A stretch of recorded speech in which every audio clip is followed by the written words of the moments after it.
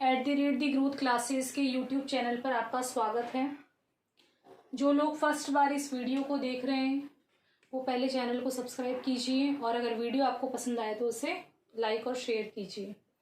हमने last video में बात की थी सममिति के तत्व के बारे में, जिनमें से हम एक सममिति का तत्व पढ़ चुके थे, यानी एक एलिमेंट ऑफ सिमेट्री हम पढ़ चुके थे। वो हमने देखा था क्या देखा था, सममिति का तल देखा था, प्लेन ऑफ सिमेट्री देखा था। जो हमने अंग्रेजी के कौन से वर्ड में देखा था, एक तो हमने देखा था ए में और एक कौन से में देखा था, बी में। इसमें इसको हमने कहा था ऊर्ध्वाधर सममित तल और इसको हमने कहा था क्षैतिज तल। जिन लोगों ने ये वीडियो नहीं देखा है, आप लास्ट वीडियो में प्लेलिस्ट में जाकर उसे निकाल सकते हैं और उसे देख सकते हैं कि हमने सममिति के तल में किस तरह से ए और बी का देखा था। ठीक है, इसी को हम आगे कंटिन्यू करते हैं। जो सेकंड हमारा सममिति का तत्व है, फर्स्ट हम कर चुके थे, फर्स्ट भी यहाँ लिख लेते हैं। फर्स्ट हमने किया था सममिति का तल, जो हम लास्ट वीडियो में कर चुके हैं, प्लेन ऑफ सिमेट्री। आज हम पढ़ेंगे सममिति अक्ष। ठीक है, सममिति अक्ष को हम कंटिन्यू करेंगे यहाँ पर। इसी का एक दूसरा नाम और है सममिति अक्ष, या इसी को हम कहते हैं घूर्णन अक्ष, एक्सिस ऑफ सिमेट्री।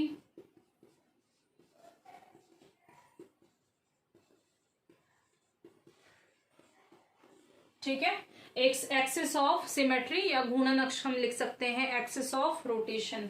ठीक है, सममिति अक्ष या घूर्णन अक्ष किसे कहते हैं? सममिति तल के बारे में हमने पढ़ा था कि यदि किसी को इस तरह से काटा जाए कि दोनों रूप जो है वो एक दूसरे के दर्पण प्रतिबिंब हो, तो वो तो क्या होता है, सममिति का तल होता है। और आज हम बात करेंगे सममिति अक्ष। तो सममिति अक्ष किसे कहते हैं? सममिति अक्ष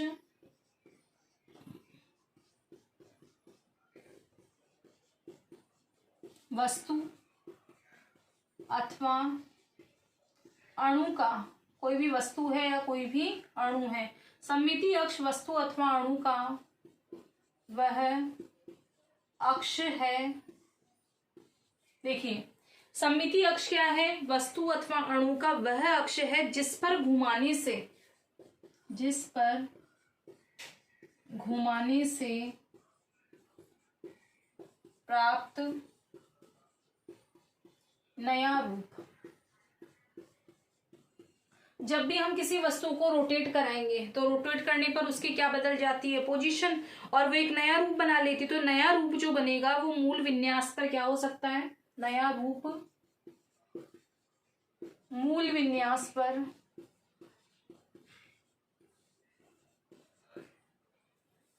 अध्यारोपित, सुपर इम्पोज। अध्यारोपित क्या होता है? Super impose. अध्यारोपित हो सकता हो। ठीक है, अध्यारोपित हो सकता है या अध्यारोपित हो सकता हो।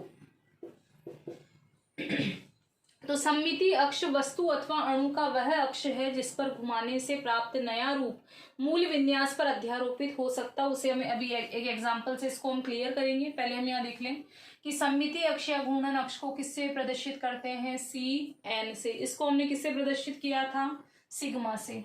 और इसको हम किससे प्रदर्शित करते हैं? CN से। यहाँ C फॉर क्या है? सममिति अक्ष के लिए। ठीक है, सममिति अक्ष या किसके लिए है? घूर्णन अक्ष के लिए।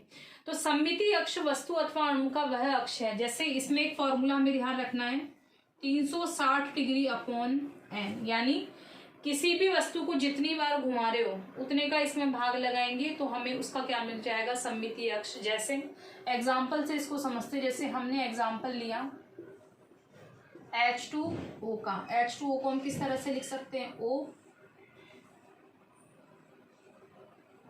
और यहाँ हमने एक H को HA मान लिया और दूसरे H को हमने क्या मान लिया? HB मान लिया। उसी तरह से हमें अगर इसे रोटेट कराना हो तो हमने इसको क्या कर दिया? पलटकर HB को हम इधर ले आए और HA को हम इधर ले आए। ठीक है, अगर इसे हम रोटेट कराएं, फर्स्ट बार अगर हम इसका रोटेशन करा रहे हैं तो फर्स्ट बार हमने इसका रोटेशन कराया तो ए उधर चला जाएगा और बी इधर। कितनी बार रोटेशन कराने पर? एक। और अगर एक बार और रोटेशन करा दें तो वापस ए जो है वो अपनी जगह आ जाएगा और बी जो है वो अपनी जगह आ जाएगा। वापस देखिए, अगर हम इसको एक बार रोटेशन कराते हैं तो जहाँ बी था वहाँ ए आ गया और जहाँ ए था वहाँ क्या आ गया? बी। और अगर इसी को हम एक बार और रोटेशन करा दें तो हमारे पास में वापस यही संरचना प्राप्त हो जाएगी। तो यानी हमने इसको कितनी बार रोटेट कराया? 2 बार। यानी कितना आया? 180 डिग्री। तो एक बार 180 डिग्री, फिर दोबारा 180 डिग्री पर घुमाने पर हमारे पास कौन सा विन्यास मिल जाएगा? मूल विन्यास वापस से प्राप्त हो जाएगा। तो कितने का भाग लगाया? 2। तो इसका जो सममितीय अक्ष है वो क्या कहलाएगा? द्विगुणित सममितीय अक्ष। 2 का भाग लगाया तो क्या हुआ? द्विगुणित, क्योंकि 2 बार घुमाने पर हमें मूल संरचना वापस से प्राप्त हो जाती है, इसलिए इसका सममितीय अक्ष क्या होगा? द्विगुणित सममितीय अक्ष। अगर इसे 3 बार घुमाने पर हमें वापस संरचना मिलती तो उसे हम बोलते त्रिगुणित सममितीय अक्ष। तो यहाँ हमारा सममितीय अक्ष क्या कहलाएगा? इसका C2। एन की जगह क्या लिख दोगे? 2 लिख दोगे और इसको क्या बोलेंगे? द्विगुणित सममितीय अक्ष। तो हमारी डेफिनेशन क्या थी कि सममितीय अक्ष वस्तु अथवा अणु का वह अक्ष होता है जिस पर हम घुमाने से प्राप्त जो नया रूप होता है। अब नया रूप ये नहीं है, इसमें नया रूप कौन सा बनेगा? वापस इसके जैसा नया रूप मूल विन्यास पर क्या हो सकता हो? अध्यारोपित। अगर हम इसको उठाकर वापस एक बार रोटेट कराएं तो नया रूप जो है वो मूल विन्यास पर क्या हो जाएगा? अध्यारोपित। कितनी बार घुमाने पर होगा? 2 बार घुमाने पर नया रूप जो है वो उसी रूप पर क्या हो जाएगा? अध्यारोपित हो जाएगा, सुपर इम्पोज हो जाएगा। जितनी बार घुमाने पर आए उतना ही उसका क्या होता है? सममितीय अक्ष कहलाता है। ठीक है, इसको आप नोट डाउन कर सकते हो, आपके पास 20 सेकंड का टाइम है।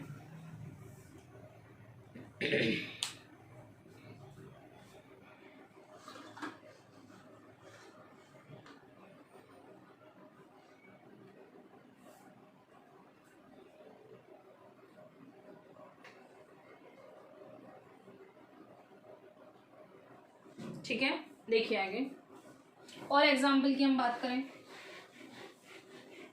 अगर हमारे पास कोई रेखीय अणु है, ठीक है, हम किसकी बात कर रहे हैं? किसी रेखीय अणु की। रेखीय यानी जो लीनियर स्ट्रक्चर हो, जिसकी एक रेखा में संरचना हो। तो रेखीय अणु का जो सममितीय अक्ष होता है उसका वो क्या होता है? अनंत घूर्णन। जैसे उसको हमने यहाँ क्या कहा था अभी? द्विगुणित सममितीय अक्ष। द्विगुणित क्यों कहा था? क्योंकि उसे हम क्या करा रहे थे? 2 बार घूर्णन करा रहे थे। यहाँ क्या है? अनंत गुण सममितीय अक्ष। अनंत गुण सममितीय अक्ष, इसका मतलब क्या है? देखिए, जैसे कोई भी रेखीय अणु है, यहाँ हमने 360 में हमने क्या कहा? अनंत गुण है। तो इसका मतलब 360 में किसका भाग लगेगा? इनफाइनाइट का। और आंसर क्या आएगा हमारा? 0 डिग्री। जब हम अनंत गुण सममितीय अक्ष की बात कर रहे हैं तो इसका मतलब किसका भाग लगाओगे? इनफाइनाइट का। और इनफाइनाइट का भाग लगाओगे तो आंसर क्या आएगा? 0 आएगा। इसका मतलब क्या हुआ? 0 डिग्री का मतलब, जैसे हमने एग्जांपल लिया CO2 का। CO2 का क्यों लिया हमने? या तो CO2 का ले लो या किसका ले लो? C2H2। C2H2 क्या होता है? एसिटिलीन। इन दोनों की स्ट्रक्चर की बात करें तो CO2 की स्ट्रक्चर क्या होती है? C डबल बॉन्ड O, और इधर भी क्या होता है? Double bond O। उसी तरह से C2H2 की स्ट्रक्चर क्या होती है? CH triple bond CH। दोनों ही एक रेखीय संरचना में। इसकी संरचना कैसी हुई? एक रेखा में, इसलिए रेखीय, और ये भी एक रेखा में, इसलिए क्या हुई? रेखीय। हमने कहा कि अनंत बार, यानी अगर हम इसको थोड़ा सा भी रोटेट करा देते हैं, किसी भी रेखीय अणु को अगर थोड़ा सा यानी कितने पर? 0 डिग्री पर थोड़ा सा भी रोटेशन कराओगे तो वापस वही संरचना प्राप्त हो जाएगी। इसको भी अगर हम हल्का सा भी रोटेशन करा दें तो क्या होगा? वापस से वही संरचना प्राप्त हो जाएगी। इसका मतलब कितने क्या हुआ? अनंत गुण। अनंत का भाग लगाते हैं तब हमारे पास क्या आता है? 0। तो 0 डिग्री पर अगर हम थोड़ा सा भी इसको घुमाएं तो वापस हमें वही संरचना प्राप्त हो जाएगी। तो इसलिए इसका जो सममितीय अक्ष होता है उसका नाम क्या है? अनंत गुण सममितीय अक्ष। और ये कौन से अणुओं में पाया जाता है? रेखीय अणुओं में पाया जाता है। ठीक है, तो रेखीय अणु में किस तरह का सममितीय अक्ष पाया जाता है? तो कैसा पाया जाता है? अनंत गुण सममितीय अक्ष पाया जाता है। ठीक है, उसी तरह से हम बात करें, जैसे हमने यहाँ रेखीय अणु की बात कर ली हमने। रेखीय अणु के बाद हम बात करें, हमने यहाँ 1 का लगाया तो हमारे पास वापस कितना आया 360 डिग्री। तो हमेशा ध्यान रखना कि एक गुणित सममिति अक्ष का कोई महत्व नहीं है। इसमें कौन सा सममिति अक्ष निकलेगा, एक गुणित सममिति अक्ष। लेकिन एक गुणित सममिति अक्ष का कोई, इसको यहां से ऐसे लिख देते, कोई महत्व नहीं है। कोई महत्व क्यों नहीं है, क्योंकि अगर हम 360 डिग्री पर किसी चीज को रोटेट करा रहे हैं तो वापस हमें वही संरचना तो मिलेगी ही मिलेगी। 360 डिग्री पर किसी भी वस्तु को घुमाया जाए उसका वही रूप हमें वापस से प्राप्त हो जाएगा। इसलिए एक गुणित सममिति अक्ष का कोई महत्व है, क्योंकि 360 डिग्री पर घुमाने पर तो कोई सी भी संरचना हो वो अपने मूल रूप में वापस आ ही जाएगी। इसलिए एक गुणित सममिति अक्ष का कोई महत्व नहीं है। तो सममिति अक्ष या घूर्णन अक्ष क्या हुआ, घूर्णन यानी इसको हम रोटेट करा रहे हैं यहाँ पर। तो सममिति अक्ष वस्तु अथवा अणु का वह अक्ष होता है जिस पर घुमाने से जो नया रूप आए वो मूल विन्यास पर क्या हो जाए, अध्यारोपित हो जाए, यानी वापस वैसा का वैसा उस पर आ जाए। इसमें हमने 3 चीजों की बात की, एक H2O की, एक रेखीय अणुओं के लिए और एक किसके लिए बात की हमने, एक गुणित सममिति अक्ष के लिए। ठीक है, ये अपना हो गया सममिति अक्ष या घूर्णन अक्ष। पहला हमने पढ़ा सममिति का तल, दूसरा हमने पढ़ा सममिति अक्ष या घूर्णन अक्ष। अब हम किसकी बात करेंगे, तीसरे की। थर्ड है हमारे पास सममिति केंद्र। ठीक है, सममिति केंद्र, centre of symmetry.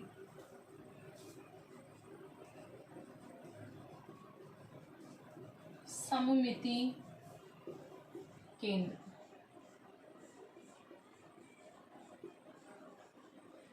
Centre of symmetry. हमने सममिति का तल पढ़ा, सममिति अक्ष या घूर्णन अक्ष हमने पढ़ा।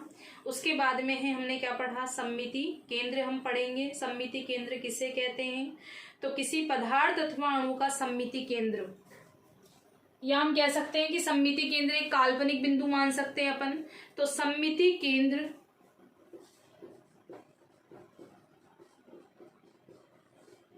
कैसा केंद्र है, एक काल्पनिक। काल्पनिक यानी जिसे हम क्या कर सकते हैं, इमेज कर सकते हैं, इमेजिनेशन उसका हम करें। तो सममिति केंद्र वह काल्पनिक बिंदु है, वह काल्पनिक बिंदु है जिससे यदि हम किसी केंद्र को बांटें या जिससे हम कोई रेखाएं खींचें तो जो आमने सामने वाले परमाणु हैं वो समान दूरी पर क्या हो, उपस्थित हो। तो क्या हो गया, सममिति केंद्र वह काल्पनिक बिंदु है जहां से यदि कोई सीधी रेखा खींची जाए, जहां से यदि कोई सीधी रेखा खींची जाए।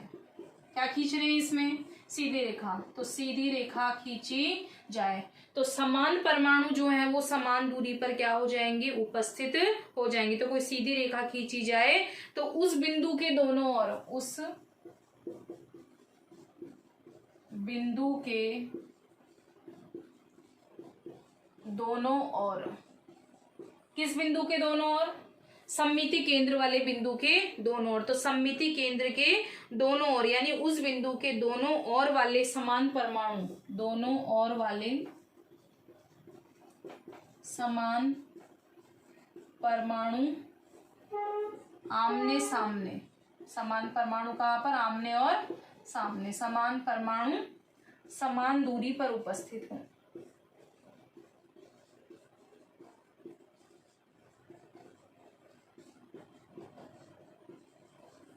ठीक है, तो सममिति केंद्र वह काल्पनिक बिंदु है जहां से यदि कोई सीधी रेखा खींची जाए तो उस बिंदु के दोनों ओर वाले समान परमाणु आमने सामने क्या होंगे, समान दूरी पर स्थित होंगे। ठीक है, इसे हम एग्जाम्पल से प्रदर्शित करते हैं। और इस सममिति केंद्र को किससे प्रदर्शित करते हैं, आई से। इसको हमने किससे प्रदर्शित किया, सिग्मा से। इसको हमने प्रदर्शित किया CN से। और इसको हमने प्रदर्शित किया किससे, आई से। जैसे एक एग्जाम्पल हम लेते हैं, हमने एग्जाम्पल लिया एथीन का। एथीन का क्या होता है, C2H4। इसको हम खोलकर लिखते हैं यहाँ डबल बॉन्ड सी, इसमें थोड़ा सा दूरी का ध्यान रखेंगे हम। यहाँ H, यहाँ पर भी H, ये जितनी दूरी पर ये बनाया ध्यान रखना थोड़ा सा, उतनी ही दूरी पर आप इसमें स्केल यूज में ले सकते हो। अब इसमें सममिति केंद्र कहाँ पर बनाओगे, ठीक है। जैसे हमने कहा कि सममिति केंद्र क्या है, काल्पनिक बिंदु है, तो हमने यहाँ सेंटर में बिंदु ले लिया, ठीक है। हमने यहाँ पे क्या कर लिया, इसको काल्पनिक मान लिया। अब इससे हम क्या करें, कोई सीधी रेखा खींचे, यहाँ हमने सीधी रेखा खींच ली, ठीक है। ये हमने एक सीधी रेखा खींची, सेम ऐसी रेखा हमने यहाँ खींच ली। तो कितनी रेखाएं खींची इसके अंदर हमने, 2। अब अगर इस वाली रेखा को हम देखें, क्षैतिज लाइन को, हम हॉरिजॉन्टल लाइन को देखें, तो जितना कार्बन ये वाला ऊपर है उतना ही कार्बन ये नीचे वाला है। उसी तरह से अगर हम इसमें सेंटर वाली ये लाइन बनाई, तो जितना हाइड्रोजन, जितनी दूरी पर ये वाला हाइड्रोजन है उतनी ही दूरी पर ये वाला, जितनी दूरी पर ये हाइड्रोजन है उतनी ही दूरी पर ये, यानी सेंटर से हम बात करें तो समान परमाणु जो आमने सामने के हैं, यानी ऊपर वाले और नीचे वाले, वो क्या होंगे, समान दूरी पर। यानी यहाँ से यहाँ तक की दूरी अगर 2 सेंटीमीटर है, 2.5 सेंटीमीटर है, तो नीचे वाली दूरी भी कितनी होगी, 2-2.5 होगी, ठीक है। यानी ऊपर वाले परमाणु जितनी दूरी पर होंगे उतने ही कहाँ पर होंगे, नीचे। उसी तरह से एक एग्जाम्पल हम बात करें बेंजीन की। बेंजीन क्या, C6H6, इसमें हम बात करें तो ये क्या होता है हमारा बेंजीन, बीच में ये, यहाँ इसमें हमने काल्पनिक बिंदु मान लिया ये वाला, इससे रेखाएं खींचते हैं। एक रेखा हमने ये खींची, एक रेखा हमने ये वाली खींची इसमें, और एक रेखा हमने इसमें ये वाली खींची। तो इसमें हमें दिखाई दे रहा है कि अगर हम इस सीधी रेखा की बात करें तो जहां जितनी दूरी पर ये कार्बन होगा उतनी ही दूरी पर ये वाला कार्बन, इस रेखा की बात करें तो जितनी दूरी पर ये कार्बन होगा उतनी ही दूरी पर ये कार्बन, और इनकी दूरी भी क्या होगी, समान। तो सममिति केंद्र क्या हो गया, एक काल्पनिक बिंदु हो गया, ठीक है। और अंग्रेजी वर्णमाला की बात करें तो अंग्रेजी वर्णमाला के कौन से अक्षर में पाई जाती है, ये एस में। कौन से अक्षर में मिलती है, एस में। एस में हमने काल्पनिक बिंदु ले लिया, ये यहाँ से हमने रेखा, जितनी दूरी यहाँ की होगी उतनी ही दूरी ये वाली, जितनी दूरी यहाँ की होगी उतनी ही दूरी ये वाली हो जाएगी, ठीक है। इस तरह से जितनी दूरी ये होगी उतनी ही दूरी ये होगी। क्लियर हो गया होगा सभी का। देखिए एक बार, ये कौन सा अक्षर हो गया अंग्रेजी वर्णमाला का, एस अक्षर, ठीक है। देखिए इसमें सममिति केंद्र यानी सेंटर ऑफ सिमेट्री को किससे प्रदर्शित किया हमने, आई से। सममिति केंद्र क्या है, एक काल्पनिक बिंदु है जहां से हमने क्या खींची, एक सीधी रेखा खींची, एक सीधी रेखा हमने यहाँ ऊपर खींची, एक सीधी रेखा यहाँ, इसमें भी हमने 3 रेखाएं खींची। तो उस बिंदु के दोनों ओर, जैसे इस बिंदु है तो इसके हमने दोनों ओर बात कर ली, ऊपर भी बात कर ली और नीचे भी। समान परमाणु समान दूरी पर क्या होंगे, उपस्थित होंगे। परमाणु भी समान है, इधर भी ऊपर भी CH2 है, नीचे भी क्या है, CH2। उसी तरह से ऊपर भी कार्बन है, नीचे भी कार्बन है, इधर भी कार्बन है, इधर भी, सब तरफ क्या है, कार्बन। तो समान परमाणु आमने सामने क्या होंगे, समान दूरी पर स्थित होंगे। इसमें 2 एग्जाम्पल लिया, एक एग्जाम्पल हमने किसका लिया, एथीन का, और एक एग्जाम्पल हमने लिया किसका, बेंजीन का। तो इसमें आपके पास 20 सेकंड का टाइम है, आप इसे नोट डाउन कर सकते हो।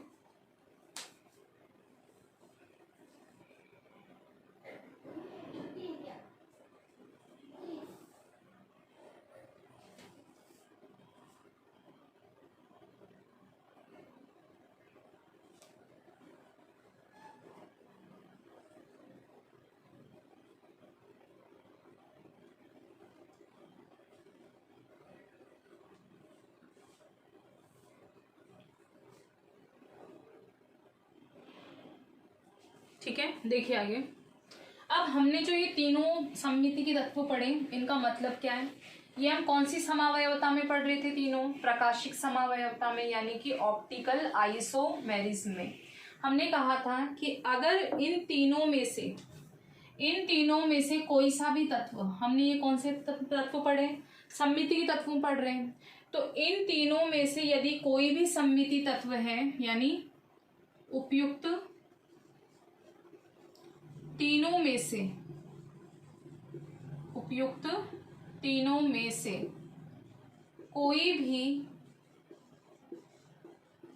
सममिति का तत्व कोई भी सममिति का तत्व यदि किसी अणु में है, यदि किसी अणु में उपस्थित है तो वह अणु सममित होगा। वह अणु कैसा होगा? सममित होगा तथा प्रकाशिक समावयवता नहीं दर्शाएगा। प्रकाशिक समावयवता नहीं दर्शाएगा। ठीक है, हमने लिखा कि उपयुक्त तीनों में से कोई भी सममिति का तत्व यदि किसी अणु में उपस्थित है तो वो क्या नहीं दर्शाएगा? प्रकाशिक समावयवता नहीं दर्शाएगा, अर्थात उस अणु में प्रकाशिक गुण नहीं होंगे। अर्थात उस अणु में प्रकाशिक गुण नहीं होंगे। ठीक है, और प्रकाशिक गुण नहीं होंगे तो ऐसे अणुओं को क्या कहेंगे? अकिरेल।